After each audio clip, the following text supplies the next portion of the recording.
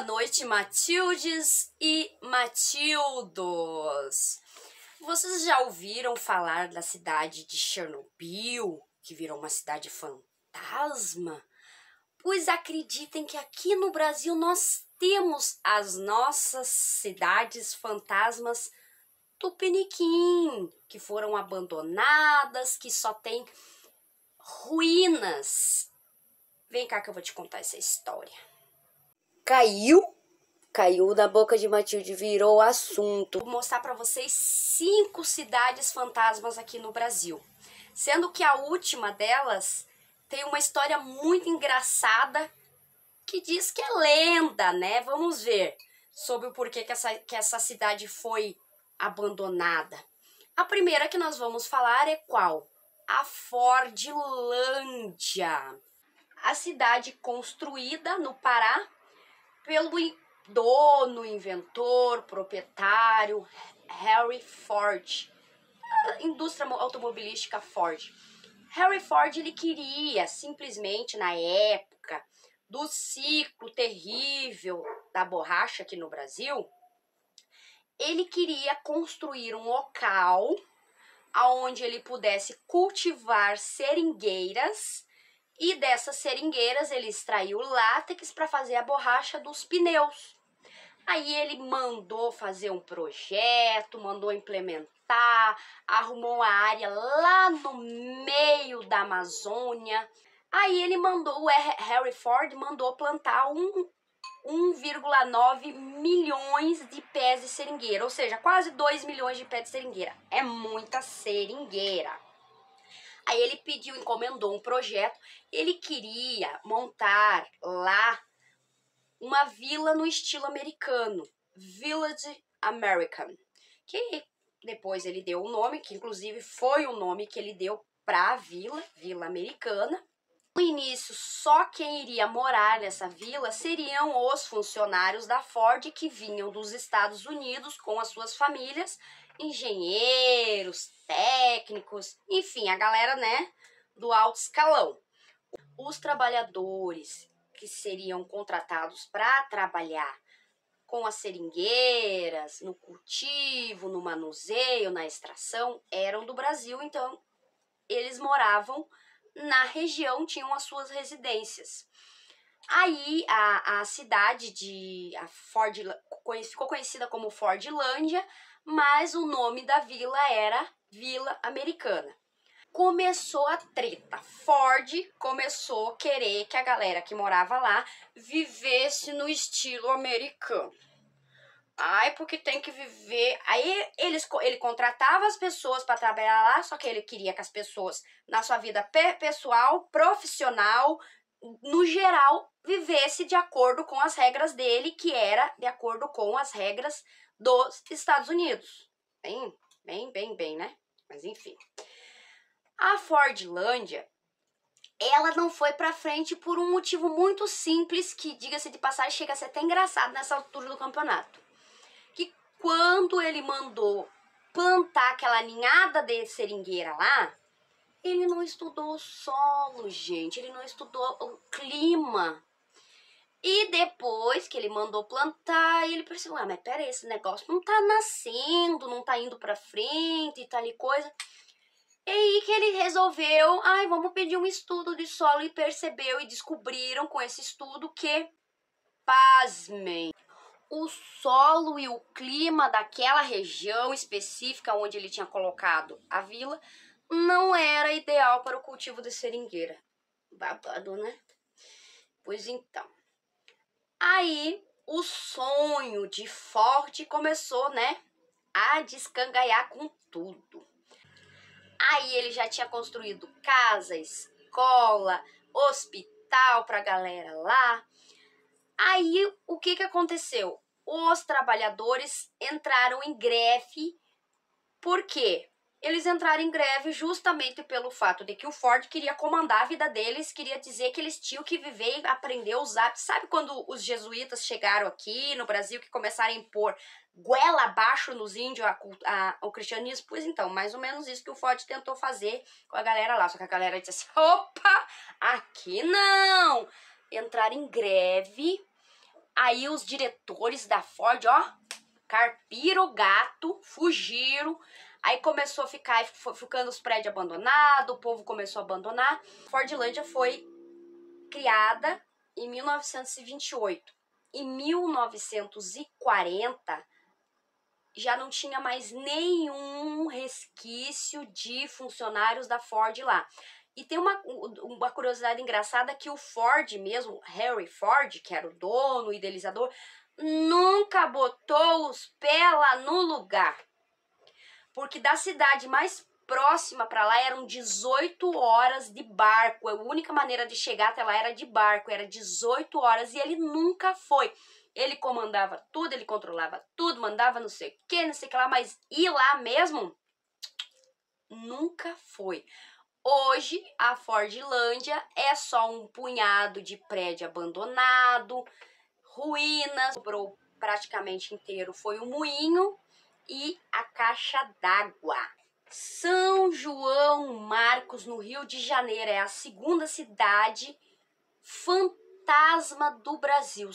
Foi fundada em 1739 com o intuito de ser um local de passagem que era obrigatório para quem pegava Rio-São Paulo, tanto indo quanto vindo. Tinha um local de parada onde comia, bebia. Se fosse nos dias de hoje, carregaria celular, mas não era, no caso, né? Poderia dormir, enfim. João Machado Pereira, o fundador de São João Marcos, ele mandou construir no fundo da sua fazenda uma capela em homenagem ao santo que ele era devoto, São João Marcos. Daí que surgiu o nome. No século XX, essa vila ela era muito rica de comércios, de pessoas que passavam por lá, principalmente as pessoas que trabalhavam no plantio e no cultivo, nos carregamentos de café. Na cidade chegou a ter 14 mil pessoas trabalhando nela. Tinha teatro, hospital, agência dos correios, igreja. Tinha duas capelas, a da sede, que ficava na fazenda do fundador, e uma no centro da cidade. Entre 1905 e 1907, a empresa de energia elétrica Light do Rio de Janeiro, ela arrendou uma área que pertencia ao distrito rural de São João Marcos e mandou construir a represa Ribeirão das Lajes. Quando construiu essa represa, começou uma pandemia de doenças das pessoas que moravam lá, sendo principalmente malária. A galera começou a morrer de malária. Com isso, a cidade foi ficando deserta. Eles pegaram as pessoas e levaram para cidades vizinhas como Piraí, Mangarati, Itaguaí e Rio Claro. A igreja ela não foi explodida porque as pessoas não aceitavam explodir a igreja por uma questão de superstição, porque eles acreditavam que não era legal, que não era bacana destruir, explodir a igreja. Terceira cidade fantasma do Brasil, Ararapira, no litoral do Paraná. Ararapira é uma das 20 vilas fundadas pela coroa portuguesa em pontos estratégicos para passagem de mercadoria. Fica na região de Guaraqueçaba. Ararapira pertence oficialmente ao município de Guaraqueçaba, no litoral paranaense, mais especificadamente na divisa com o estado de São Paulo. Ararapira, ela ficava fica, né? Mas naquela época, quando foi construída, entre o Porto de Iguape e Paranaguá. O Porto de Iguape, naquela época, no século XIX, ele era mais importante do que o Porto de Santos, onde passavam as mercadorias que iam para São Paulo, Rio de Janeiro. Em 1930, esta vila tinha aproximadamente 500 famílias. Abre aspas. Esta informação de que tinha 500 famílias, segundo relatos de um ex-morador da cidade, da vila, ele disse que não acredita que tinham 500 famílias, mas que talvez 500 pessoas que moravam lá e não 500 famílias. Fecha aspas.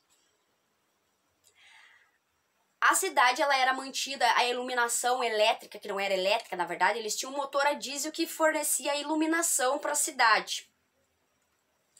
Em 1940 foi construído um canal, o canal do Varadouro, que era um curso d'água entre a ilha do Superagui e o continente. É um curso mais ou menos assim, ó. Com este canal começou a inundar as casas, a maresia, começou o processo de erosão, as casas foram parar debaixo d'água e a galera começou, ó, mandar o pé, rapar o pé de lá, restando apenas alguns moradores. Em 1950 já não tinha praticamente morador nenhum em Ararapira. Hoje a cidade é conhecida como a cidade fantasma, faz parte do parque de Superagui, recebe visitas de turistas, de pesquisadores. O que se mantém em pé hoje é a igreja da cidade, que eles mantêm porque eles fazem festividades lá, missas, eventos, e o cemitério o cemitério permanece recebendo sepultamentos das vilas ao redor de Ararapira, no Paraná. Diga-se de passagem, um lugarzinho bonitinho, viu? Quarta cidade, Igatu. A cidade conhecida como Machu Picchu brasileira.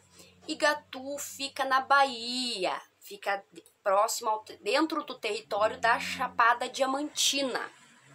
Igatu, a vila de Igatu antes era conhecida como Xique-Xique.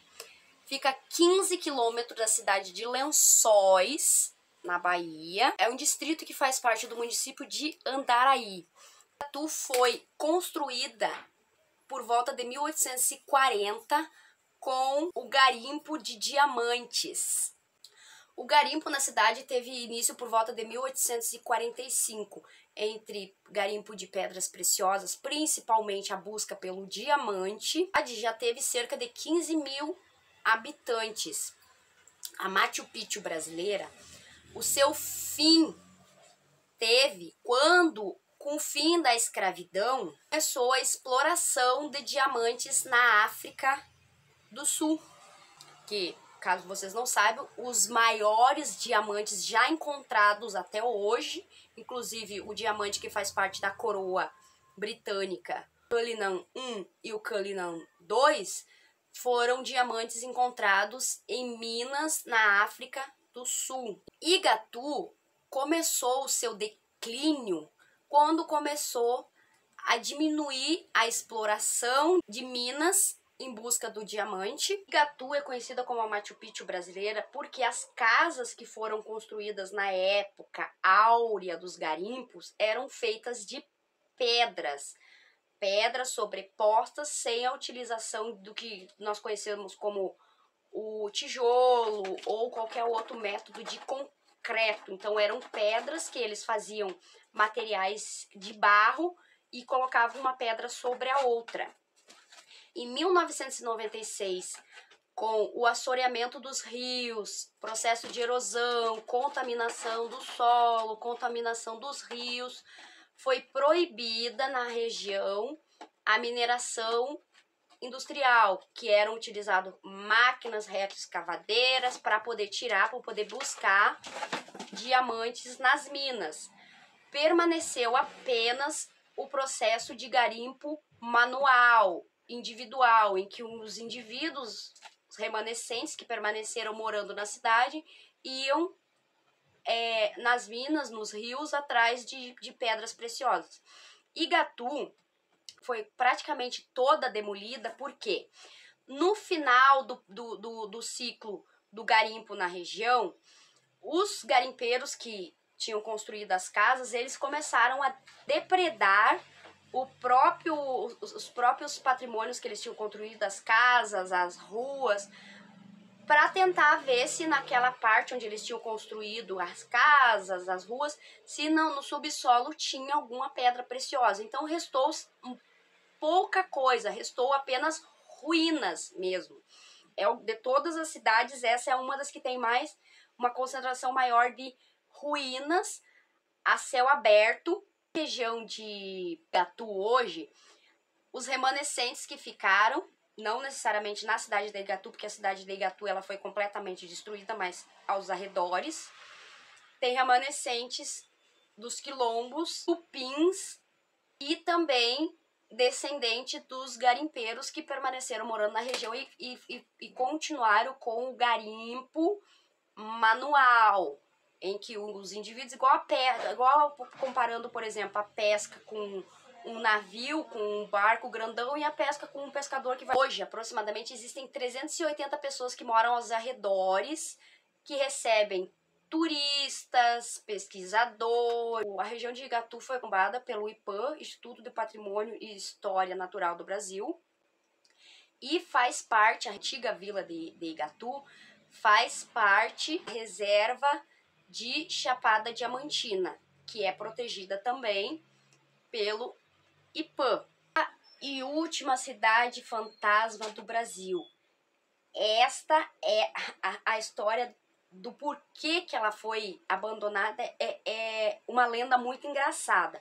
Estou falando de Airão Velho, no Amazonas. A cidade nasceu em 1694, fundada por missionários portugueses. Foi a primeira cidade fundada às margens do Rio Negro. A cidade de Airão Velho, a vila de Airão Velho, fica a 250 quilômetros de Manaus, a capital. De 1880 a 1914, a cidade de Airão Velho concentrava a produção de borracha do Vale do Alto Rio Negro.